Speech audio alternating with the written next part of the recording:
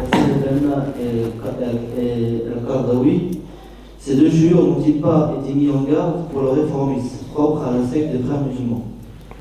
Oui, bien sûr qu'il y a des mises en garde contre eux par les diables, parce que Shaitan ne supporte pas les savants qui craignent Allah. Omar ibn al-Khattab, quand il était sur un trottoir, Shaitan il se barrait, il changeait de trottoir. Les élèves, les descendants de Omar ibn al-Khattab, c'est la même chose. Ouais. Les hypocrites ne les supportent pas. Les malades du corps ne les supportent pas. Les ennemis de l'islam ne les supportent pas et les combattent. La preuve, n'ont-ils pas tué Hassan al-Banna? Qui c'est qui a tué Hassan al-Banna? Vous le savez? Vous ne savez pas? Les Américains, les Français, les Anglais, les Israéliens, à 4, ils sont réunis dans une île dans le nord de l'Égypte, ils ont signé son arrêt de mort. Et ils l'ont tué. Bien sûr, la main qui l'a tué, c'est un arabe. Ça, le boulot, c'est toujours les arabes qui le font. Ouais. Le roi Farouk qui donne l'ordre à un tel, et ils l'ont tué. Pourquoi est-ce qu'ils l'ont tué? Si c'était un traître, un hypocrite, un égaré, c'est ce qu'ils auraient fait. Mais ils l'auraient mis sur un piédestal pour qu'il égare la communauté. Vous les prenez pour des imbéciles, les ennemis de l'islam. Vous avez vu, regardez. Les gens parlent, ils ne connaissent même pas. Ils parlent Hassan al-Banna, ils ne savent même pas qui est-ce.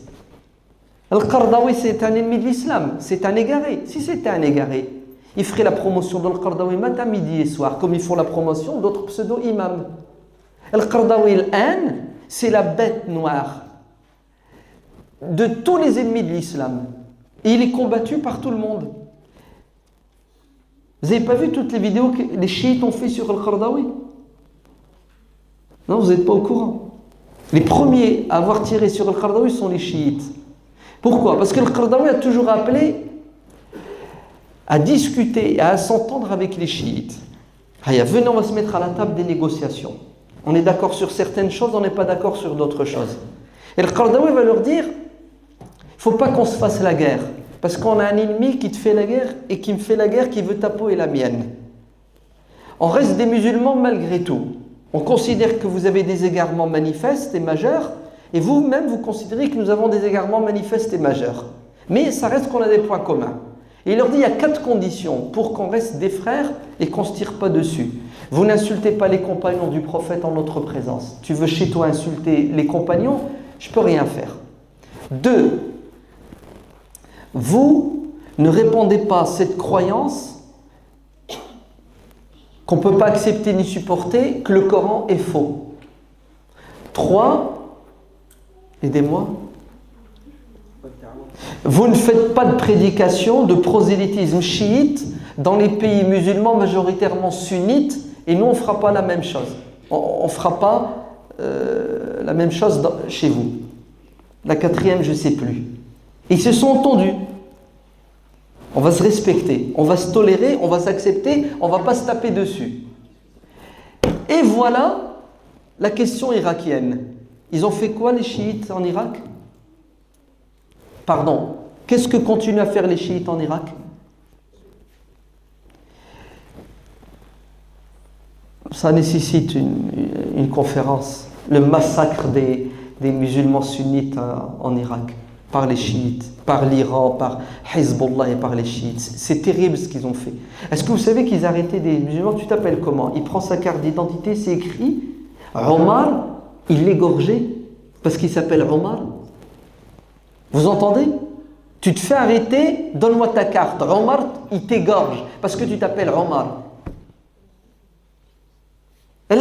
Maintenant, vous allez voir là, ils vont les exterminer. Ils leur ont dit, allez-y, sortez de vos terriers. Ils sont sortis. La superficialité des musulmans. Ils sont sortis, je suis le calife. Ouais, c'est bon, on les a repérés. Allez, boum, tirez. Oui, c'est ça l'objectif. Donc, quand le Qaradawi s'est mis debout et il a dit Allahumma inna hada munkar, les chiites sont maintenant de manière claire et nette nos ennemis. L'Irak l'a prouvé. La Syrie le prouve. Maintenant, au moment où je vous parle, ils ont déclaré la guerre. Et qui a déclaré la guerre à Al-Qaradawi? Vous savez qui? Les dirigeants des pays musulmans. Et en particulier les pays du Golfe. Parce que ces gens-là ne veulent pas céder le pouvoir au peuple. Ce sont des tyrans, des despotes et des dictateurs. Et ce qui s'est passé en Égypte, c'est un tremblement de terre. On a viré Pharaon et on a, pour la première fois de l'histoire du monde musulman, choisi, depuis les Omeyyades, les califes c'est autre chose, on a choisi celui qu'on pense être le meilleur pour faire la meilleure des choses, répandre la justice dans la société. Et là, ils ont dit, c'est lui qui est derrière tout ça, Al-Qaradawi. Et c'est vrai, c'est lui qui est derrière tout ça. C'est lui le penseur. Ouais. Wallah, je me souviens Al-Qaradawi en 1987. À l'époque, quand il venait encore en France. On lui a posé une question, on lui a dit, Yachir, tu vois pas ce qui se passe dans les pays musulmans? C'est trop la hogra. Vous n'y arriverez jamais avec votre réforme. C'est le tout doucement éduquer les gens. Vous savez ce qu'il nous a dit? Écoutez bien.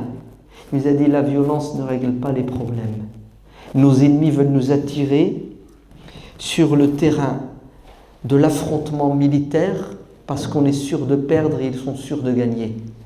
La seule solution que nous avons, c'est de courber les chines, de travailler à long terme pour changer les gens. Car le problème n'est pas chez les dirigeants, il est chez le peuple.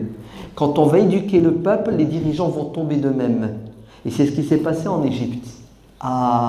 Stratégie hautement dangereuse. C'est juste une question de temps. Yallah, bismillah, on va leur couper la tête avant qu'ils ne nous coupent la nôtre. Tout simplement, tous ceux qui combattent Al-Qaradawi sont les alliés des ennemis de l'islam, sont les alliés des despotes et des tyrans qui gèrent le monde musulman. Tout en reconnaissant qu'Al-Qaradawi, ça reste un être humain.